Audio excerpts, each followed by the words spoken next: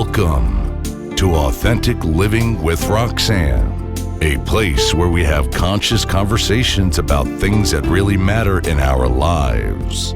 And now here's your host, Roxanne Derhodge.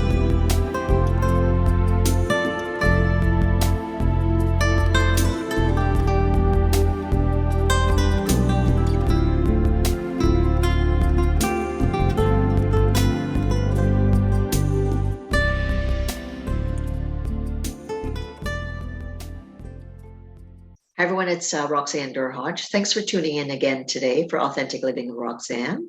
Today I have a special guest, something that blew me away when I saw him perform for the first time, and this was at Forbes. This is Miha Pogačnik. Pogačnik. We were talking about this and I screwed it up earlier, his name. He blew me away when I was introduced to him at Forbes.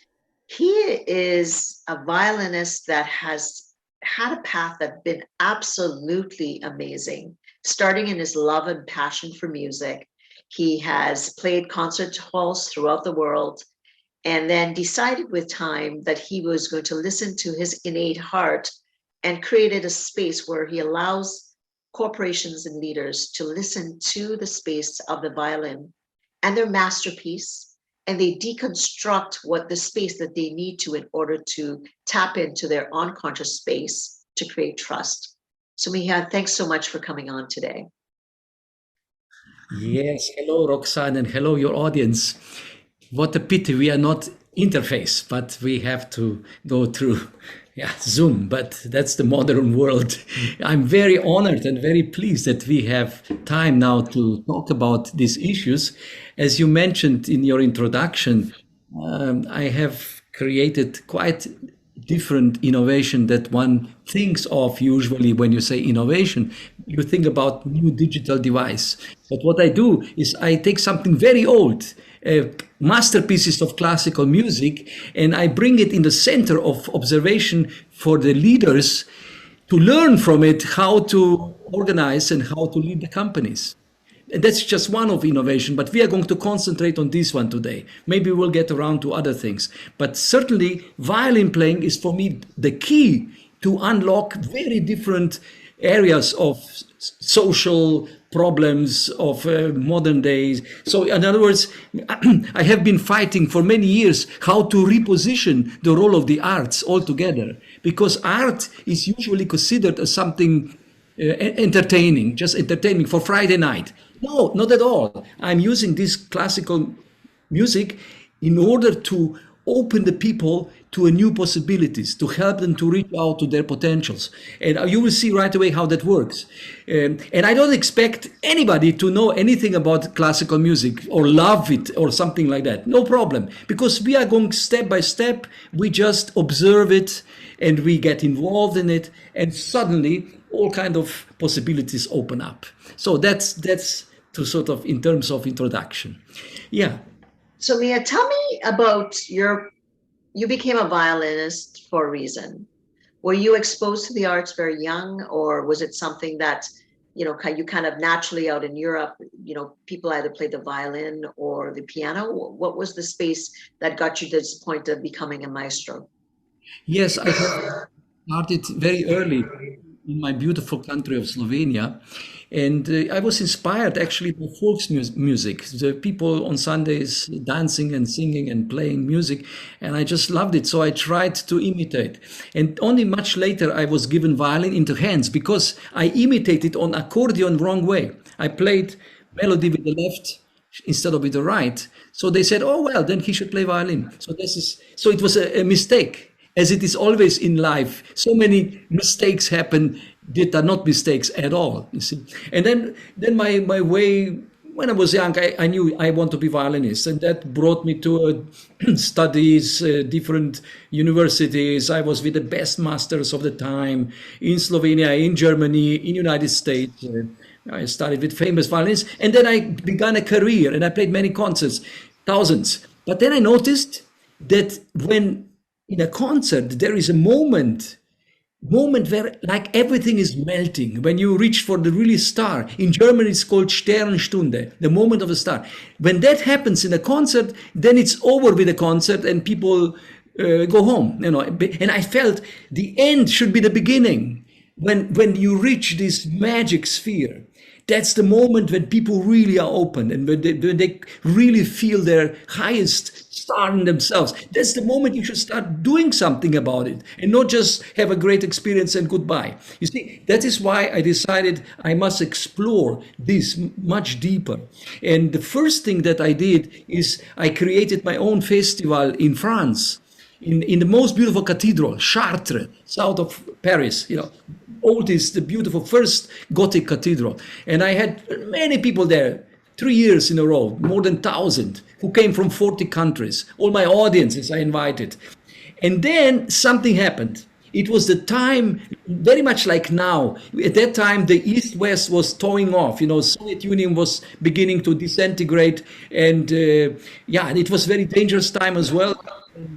Gorbachev just appeared on the scene. And I started creating festivals in the crisis areas. I invited my audience to travel with me.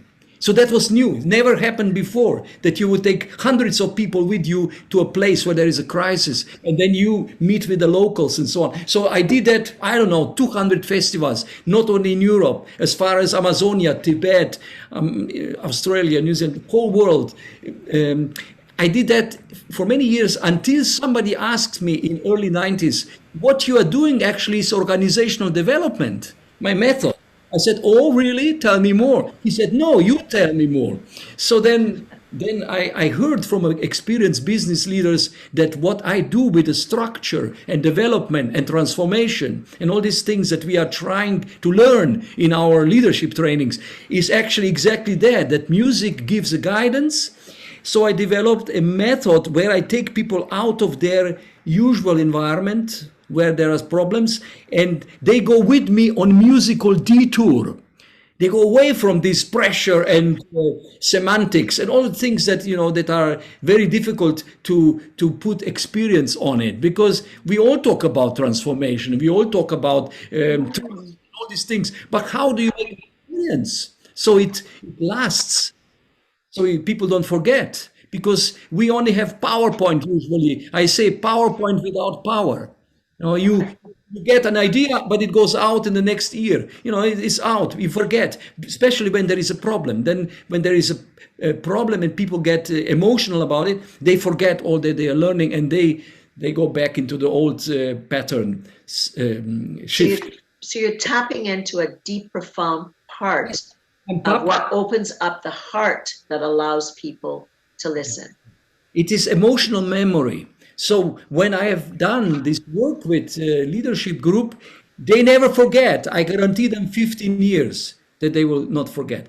And what I try to give them is not Po-gah-chnik ideas. I work with masterpieces. So the great, organic, meaningful, beautiful masterpieces of classical music, they have similar structure like organizational development or creative biography, for instance. So I bring the parallels. So we meet in the music, same challenges, but we also meet and experience solutions.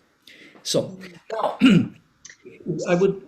So now I want you to demonstrate what you do, which is completely immersive, which I think is phenomenal, Miha. So you take the floor and I will be quiet. Well, no, anytime, Roxanne, you can ask me, or if you have a comment and so on. But sure. Let us just say any beginnings. When you begin with music, instead of talking, when you start playing,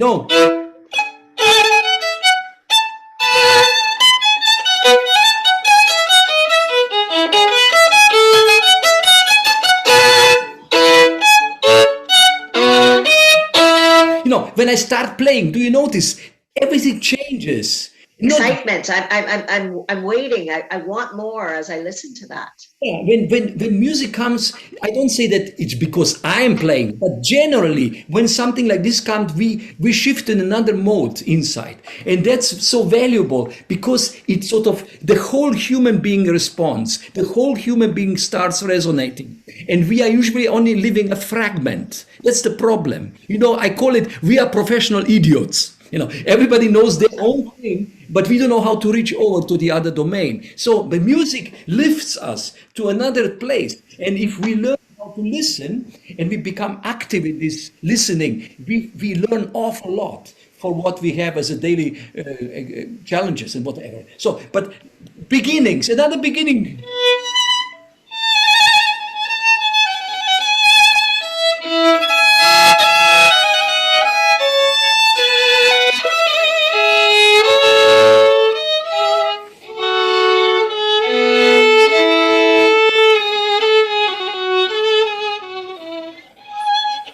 And so on. Beginning.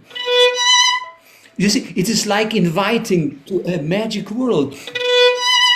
These two notes, they are called octave in music. It is the same note, the same tone, repeating on the next level. It's the same one, but on the next level. What does that mean in experience? It means a relationship between ego and I, between everyday boring experience and the highest potential. So that's what it is. And that's where I invite you. Now comes the second person. You see, if you invite in this way, the second person can enter into the process. And it is in resonance. It is not like you're telling somebody to do and they don't want to do it. But so it goes above ego problems. That is why it is so effective. When I work with people, we go into the magic world of the highest potential. And then after that, for instance, I have groups and we go through this music and I paint. You will see, I paint the process. So they hear and see at the same time. But when we are finished, we are not finished. Then I put them in small groups. Now they make poetry out of this experience. So group poetry, team poetry. And we are still in the sphere of arts. However, what I project is exactly what I get as a briefing. In other words, music then expresses clients' needs or challenges. So they now are writing a poem together, 10 people for 10 leaders, completely out of the hierarchy, just as they get to the number they get, so they come together without planning. Maybe CEO and maybe some assistant, doesn't matter. They're human beings, so they make this poem together, and they must make then a choreography how they're going to present to their peers, because there are maybe five groups when there are 50 people. And then only after performance we talk about debriefing. What did we learn? Throughout the process, they go throughout the process. Yes. And you're not talking about the elements of those stages of the process, not until the final product and they've performed it, then you deconstruct it. Then we can see what is the value for their company and for their problems or for their potential. First, we go to music, painting, poetry, choreography, performance, and then after we are full of experience. For instance, the poem may be called Letter to My Customer or something like that. You understand? In other words, it is a different approach to deal with the problems and to find solutions. Because then people wake up the artist within, because every human being is somewhere artist, but we have covered with so much dust and ashes. So I opened this gateway to inner artist in every human being, and everybody is artist potentially. Nobody should say, "Oh no, I'm not artist, I'm engineer." Yes, you are engineer, but somewhere deep inside. Have you ever been in love in your life?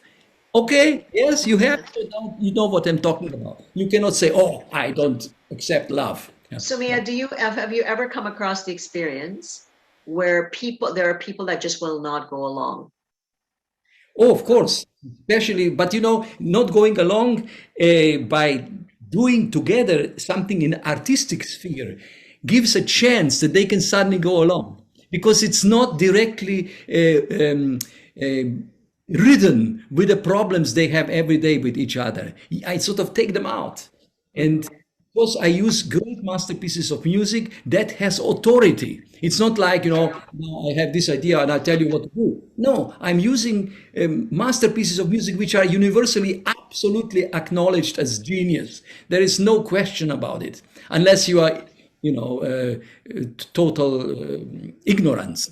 If you're ignorant, I cannot help you. But that is all universally acknowledged, as nobody criticizes Mozart, Beethoven, Bach, Schubert, Schumann, Brahms, Bruckner. It's all clear. These are masters. So in this way, we avoid the conflict situation, and that sets in motion the possibility for reconciliation. So for finding a way to, well, I can do this on the masterpiece just now when you have divided soul, so to say. But look, I will show you the method now, how that works. The beginning of a fugue by Bach sounds like that. What do we hear?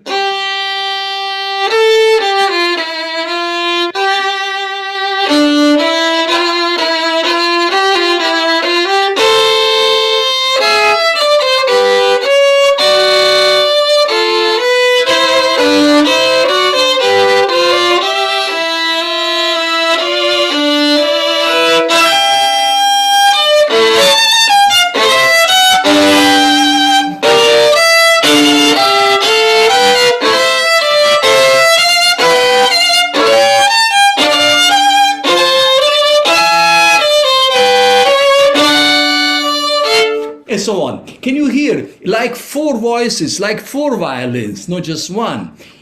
By the way, what is important when you have this experience is to sense the energy that comes out of it. Can you sense that there is a resolution? This is what I'm going to do now. And I connect 100% with what I do. This is one of the problems in leadership. They don't connect with what they do. Or managers and so on. They connect 20%, as much as they are paid or whatever. But we artists, we have no choice. We either connect completely or it's going to be very boring. So the first thing is identity, identifying with what you do. Then, what do we hear? That's the beginning. First note. Yeah, can you hear?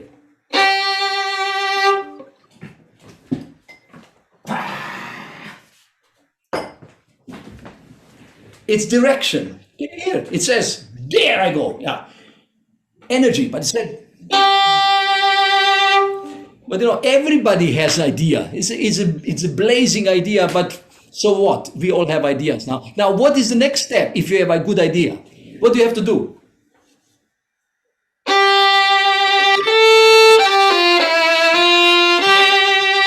Yes? Do this. Wow! You see, the second step is get everybody on board. Reach above you, reach below you, inspire, motivate, mobilize, and then reinforce the direction. Can you hear that?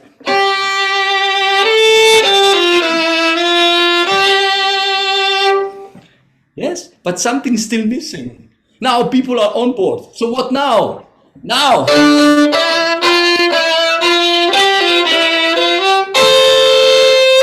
Becomes it. So what's missing is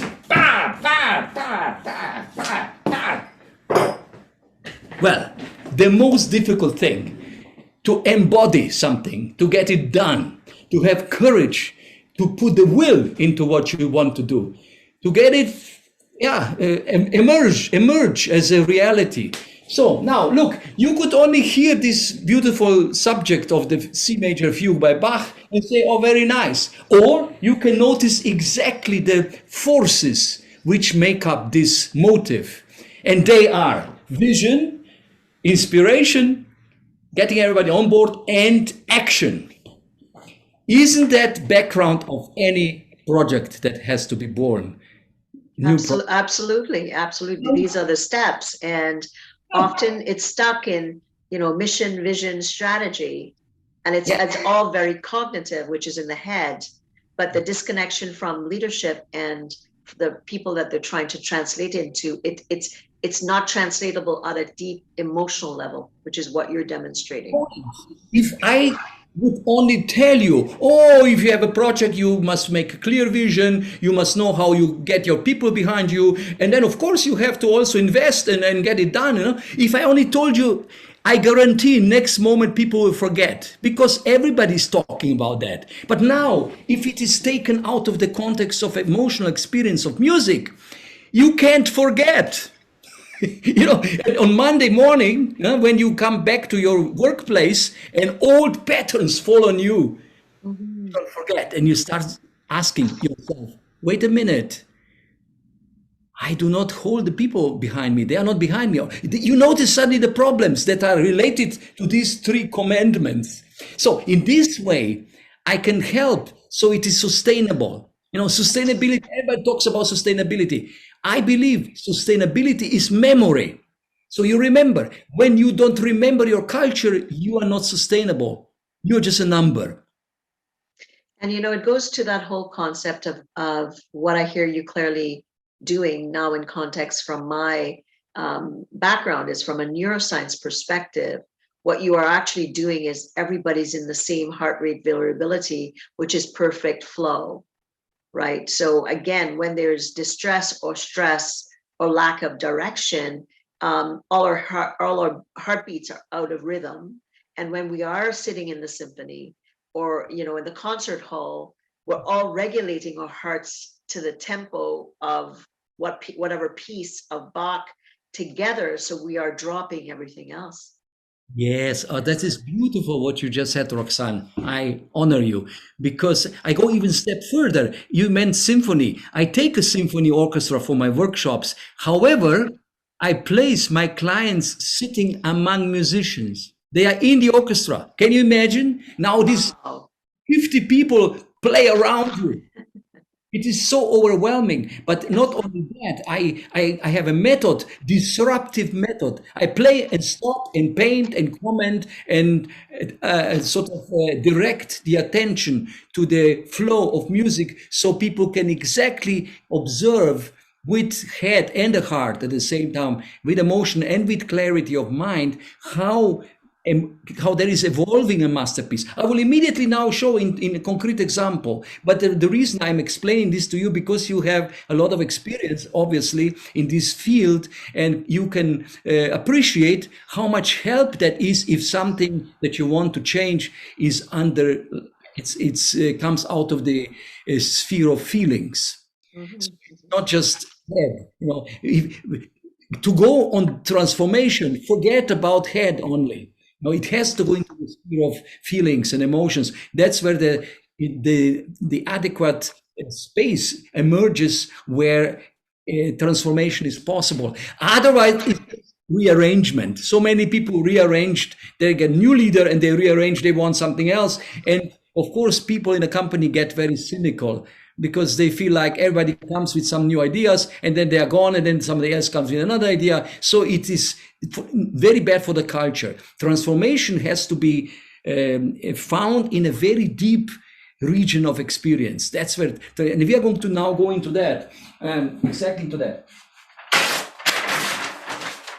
Also, another thing that maybe your audience would appreciate to know, what is actually the difference between normal business approach and artistic approach. Very quickly. Yes, for sure. No, in business, we are always thinking about next quarter, bottom line, yeah, next quarter. So what are going to be the numbers next quarter? Turnover, let's say, or profit, let's say profit. Let's say 3 million profit. Why not? That's not much for businesses, not for artists. Yeah. So how do you get there next quarter?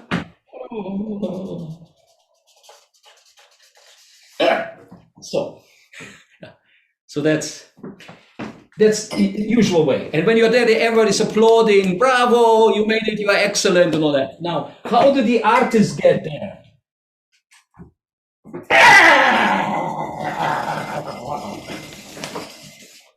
30 million. Ha, ha, ha. Did you get it? Yeah, because they tap right in, and they create from that creative space. they just bubble out from. Yeah, for us to be excellent is so boring. Yeah. Interested in genius things, unique, once and never again. You hesitate to go the normal way. This is normal. You are trying to find the right place in yourself from which you take off. And then you take off, like a rocket. And then you are there alone very often. Mm-hmm. It's not easy. And you see this path which is full of blood. You say, oh, my own blood. So it hurts. In other words, if you want to achieve something unique, expect that it's not easy. It's going to hurt you one or the other way. But you don't care because you are having this blazing goal in your inner mind. So, and that is so strong that you get through anything. It's not direct. It's like detours and like meandering. You have to find a way. But once you are there, you have the feeling so much better than just like everybody else. And I mean, and then it doesn't feel like work. I think that's when I look at the visual that Miha is showing, like kind of the explosion of creativity is fun. Yes, there's a lot of back and forths. Whereas if it's a strategic plan that's mostly in your head, it just is, it's work. It's not fun. It's not playful. Whereas from the artistic lens, when you're trying to clear away from the head and get to the heart, it can be chaotic, but it's also in its madness. It provides so much more. Yeah, one could call it fun, but it's more than fun. You know what you mean? Words are missing for these deep experiences. We don't have words, and it's good so, because with words we would kill it. So it's good, but it's important to know that when you are really connected with what you want to do, you are in another sphere of life. You are in your highest possible expression, which fills you with special kind of joy and purpose. It's almost like, I would say, like you open up, the crown chakra, because you are so connected to the universal energy, and something happens. It's like when I was writing my first book, Miha, I don't feel like, I know I was writing it, but it came from a space that was bigger than me. Great. I honor you for that. Just let's go on. Now let's take this as a two realities. One reality here and the other reality here. Yeah? And in between there is a gap. In other words, we all have this challenge in our lives, all people who are awake and developing. I'm not talking about early pensionists. That's also there, unfortunately. People do not have the chance or possibility to always develop to the last breath. Yeah, but this reality, one could say, is on one hand, everyday need, basic needs, eating, drinking, budgets, and all that. And at the high sphere, like goal, idealism, uniqueness, absolute inspiration, Also in Maslow pyramid, we have that, self-realization, and at the bottom is basic needs. Now, can we look about how these two spheres can come together in life and in leadership and in organization? Can we look at that? I was just last week, I was working online, unfortunately, because I was busy here, couldn't fly to Barcelona.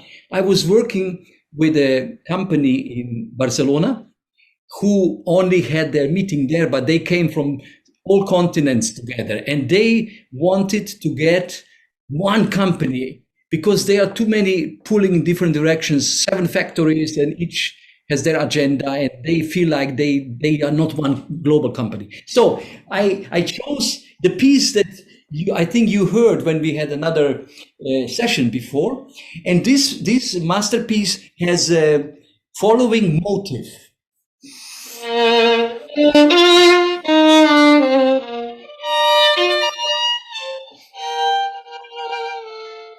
Here below it says like this.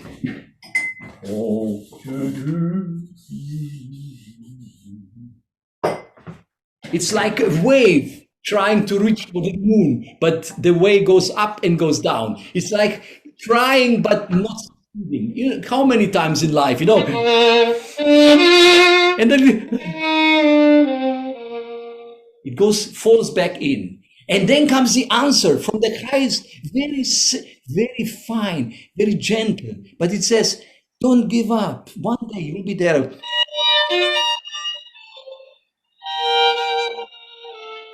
From above, it says, don't give up. You're not ready yet, but strive. Don't stop striving. Learn, try. You know, so it says, and of course, there is a gap. There is a gap. And this is everybody's life experience if people are alive, you know? That we are stuck in everyday reality, and we would so much like to be in that divine sphere of divine ancestors. You know? So now how does that develop? This little masterpiece shows a journey towards that highest potential, towards confidence and trust that we can do it. And I use this for this company, so I can now comment to you, so you will see in your audience how practical that can be, such using a master. Thanks for tuning in to Authentic Living with Roxanne, creating the space for positive, healthy change. Roxanne is a keynote speaker, psychotherapist, and coach. To work with Roxanne, visit roxannederhage.com/blueprint. We'll see you next time on Authentic Living with Roxanne.